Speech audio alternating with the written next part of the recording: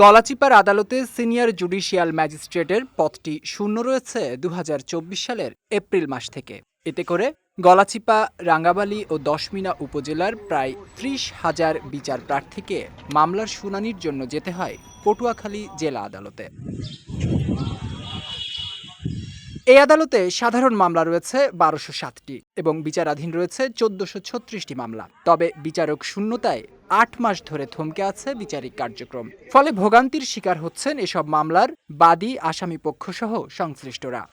Magistrate না থাকার কারণে কখনো শুনি যে এই কোর্ট পটুয়াখালী হয়, আইনজীবীদের কাছে দাঁড়ে দাঁড়ে ঘুরতে হয়, তাদের খরচ দিতে হয়। এখন বিচার ব্যবস্থা যদি এরকম হয় তাহলে মানুষগুলো আর কোথায় যাবে? এই মানুষের আইয়ে ভোগান্তিতে পড়ে, ম্যাজিস্ট্রেট নাই, বহু ভোগান্তি, গরিব মানুষের হয়রানি, কোর্টের দাঁড়ে দাঁড়ে ঘুরে, কোনো বিচার পায় না, বিচার ব্যবস্থা থেকে তারা বঞ্চিত। গলাচিপা থেকে আপনার দশমিনায় যেতে হয়, আবার দশমিনা যখন সেখান থেকে চার্জ অব্যাহতি দেয় তখন আমাদেরকে আবার পটুয়াখালীতে যেতে হয়।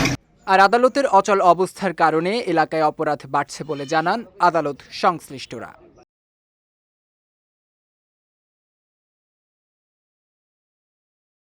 মিনিমাম ১০ লক্ষ লোকের বিচার প্রার্থী সাধারণ মানুষ ন্যায় বিচার থেকে বঞ্চিত হচ্ছে।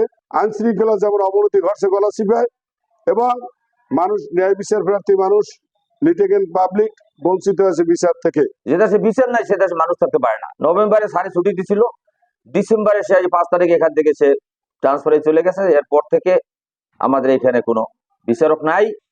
এমন পরিস্থিতিতে বিচার প্রার্থীদের সহায়তায় দ্রুত সময়ের মধ্যে এই আদালতে বিচারক নিয়োগ করতে আইন মন্ত্রণালয়ের দৃষ্টি আকর্ষণ করেছেন এই আইনজীবী।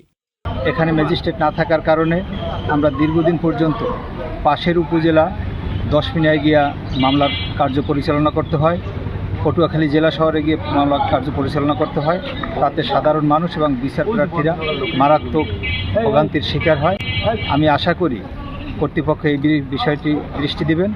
বিচারক শূন্যতায় ভোগান্তির শিকার বিচার প্রার্থী ও আইনজীবীরা অতি দ্রুতই এই অবস্থা থেকে নিস্তার পাবেন বলে আশা করছেন সংশ্লিষ্টরা। বিজয় টিভি নিউজ ডেস্ক।